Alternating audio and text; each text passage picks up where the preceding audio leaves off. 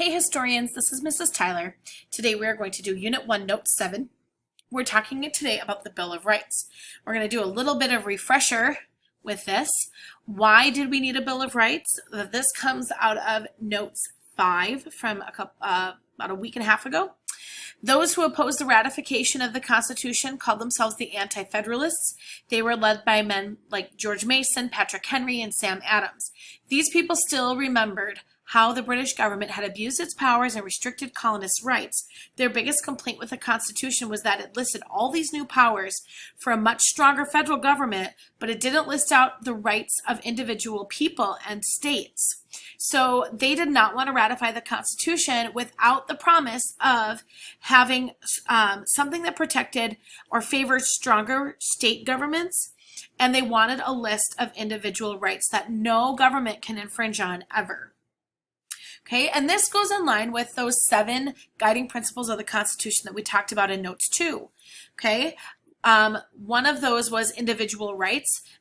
When our framers sat down to decide what kind of government we wanted to have, they wanted to make sure that whatever government we ended up with protected the individual rights of people. The delegates were careful to make sure that no government power could take away the individual rights of citizens, and that we weren't going to set up a type of government where the majority or a mob could rule and overpower individuals. And they also wanted to make sure that the government always existed to protect the rights of individuals from a powerful majority or a powerful government.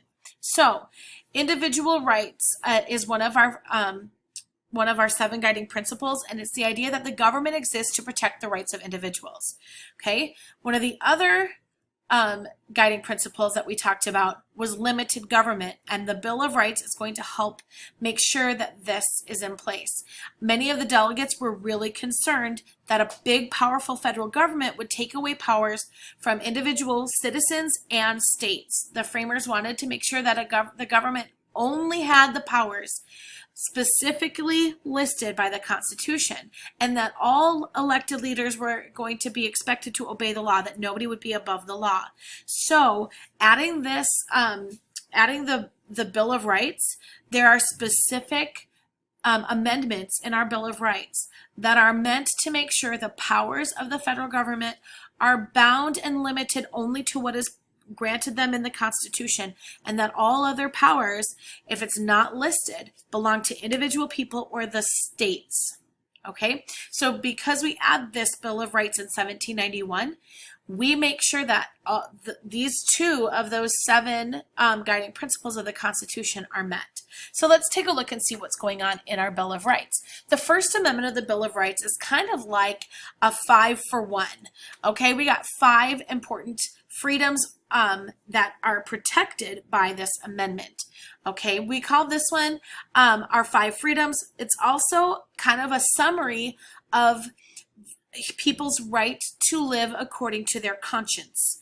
Okay, so this is where we get freedom of religion, freedom to assemble peacefully, freedom of the press, freedom to petition, and freedom of speech. Okay, the government cannot arrest you or prevent you from being able to peacefully do these things. Okay, with freedom of religion, that's following your conscience, freedom to gather together with other people who are like-minded, who you have something in common with, who it could be a religious group, it could be a political group, whatever your reason for assembling, as long as you're assembling for peaceful purposes, you have that right. We call this freedom of the press, because back then the only way to get news and information was from the printing press. They didn't have regular printers like we're used to now. They had an actual press where they used ink and they pressed copies of newspapers and pamphlets and books. So, but that doesn't mean we're only limiting our powers to the technology that existed back then. So this still applies even though technology has advanced so much now since 1791 that we don't just use newspapers and pamphlets and books to get news and information. We have television and radio, we have the internet, we have social media. All of those elements, people can start their own blogs. People have that freedom, and that also goes along with freedom of speech. Okay. So we have some hand signals for each of these amendments to help us remember what each of these amendments stands for. And so for the First Amendment, we're going to use one finger because it's the First Amendment, so one. We're going to remember that it's freedom of speech, freedom of religion, pointing one finger towards the sky, pressing down on something with one finger, freedom of the press, using one finger to motion someone to you, the right to assemble, and using one finger to sign your name as a right to petition. Our First Amendment, freedom of religion, has two what we call clauses. There's two sides to this. Okay, the first clause is the Establishment Clause. This states that Congress or the government cannot make any laws that establish one religion for everyone or force everybody to practice any religion. But we also have the Free Exercise Clause, which means that the government cannot prevent people from worshiping or practicing their religion without the government interfering. Okay, so we have freedom of religion and freedom from religion. You can't be forced to practice any certain religion. And all these things go back to being allowed to live according to your conscience. So those first 5 freedoms are all about living according to your conscience and having those freedoms protected. Okay, Second Amendment is a controversial one, and it shows up a lot in the news, especially lately. It's the right to form a militia and the people's right to bear arms. It says a well-regulated militia being necessary to the security of a free state, the right of the people to keep and bear arms shall not be infringed. Okay, back in 1775, King George III had sent British soldiers, the redcoats, to be stationed, and they had to live in the colonies, and they were basically watching for people who were committing what the king called treason, and kind of standing up against and publishing things and getting worked up about the things that the king was doing. So one of the things that the king decided to do in Massachusetts was to send the militia out, not the militia, but the Redcoat Army out to a couple of the cities to take away the colonists' weapons and ammunition. That way they could stand up to or protest against the king. Okay, this didn't go over very well, and it actually led to the first shots of the Revolutionary War being fired. People were willing to die for the right to protect themselves from a big, powerful government taking away other rights. Many people argue that the Second Amendment allows us to maintain and keep all of our other rights as well, because being able to defend ourselves against a government that might try to take all of our other rights away from us. So the people have rights to keep and bear arms according to the Second Amendment. We're going to remember this by using our thumb and pointer finger to those 2 fingers for the Second Amendment to make a shape of a gun. And remember, we're not walking around the hallways doing this. It's just to help us remember that Second Amendment 2 fingers are the right to keep and bear arms. Okay, the Third Amendment also goes back to the time of King George III. This had just happened only a few years before they sat down to write these amendments. So the King of England wanted to make sure that he saved a whole bunch of money when he was sending all those troops over to the colonies. And instead of paying money to house the soldiers or make like a barracks to house the soldiers, he made a law called the Quartering Act that required the colonists to house the soldiers in their homes, which they felt was a huge violation of their privacy. Okay, so when they sat down to make the Bill of Rights, the Third Amendment that they added to the Constitution was that no soldier shall in time of peace be quartered in any house without the consent of the owner, nor in time of war, but in a manner to be prescribed by law. You have the right to not have soldiers live in your home. So to remember that, we've got our 3 fingers crowded together. We said 3's a crowd, no quartering soldiers. Amendment number 4.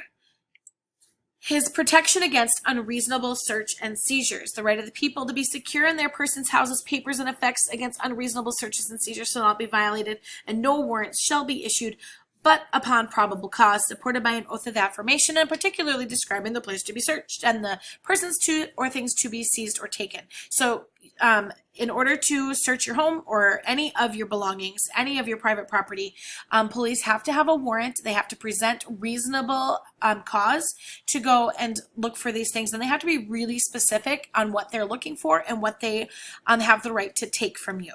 Okay. How we remember that is we took our four fingers and we curled them down into a fist, and we knocked on our desk and said, you know, open up, it's the police. So in order to have your private property searched, the government must have a warrant. Amendment number 5. If you are accused of a crime and you are being arrested, you have the right to remain silent. You do not have to testify against yourself. The police have to read those rights to you as well. They have to remind you of those rights.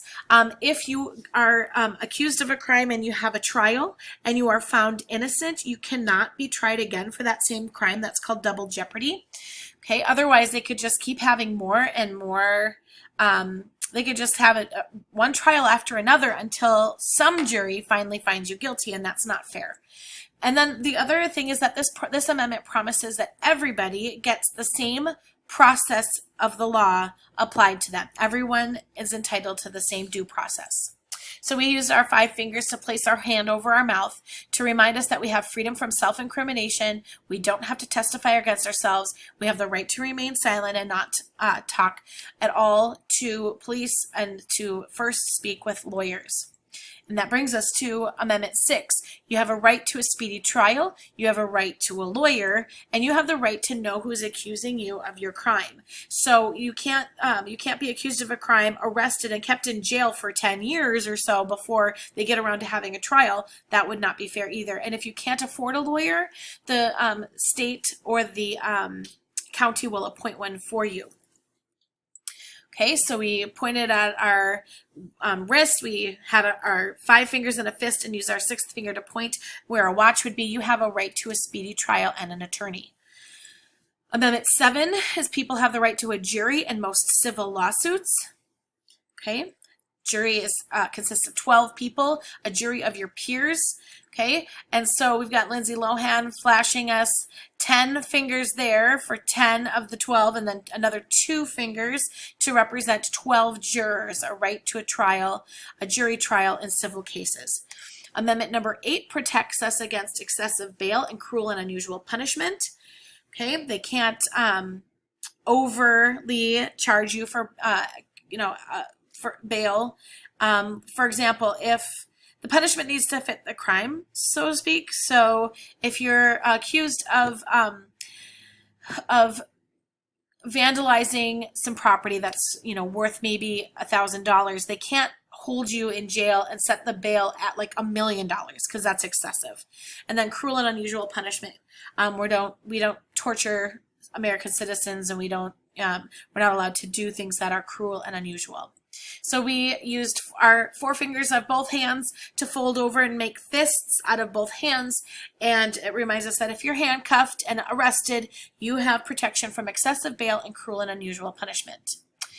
Amendment 9 goes back to the Federalists' fears that there would be too many rights to possibly list, so they made that part of the amendments, the part of the Bill of Rights. Hey, there's more rights than we could possibly put on one list.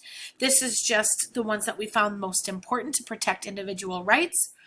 Okay, so they wanted to make sure that just because one wasn't listed doesn't mean that the government has the power to take it away from people. Okay, and the last one, the 10th Amendment, is that powers that are not given to the federal government by the Constitution belong to the states or the people. So this is that element that restricts the government and binds it to the Constitution so that they are not without limited power.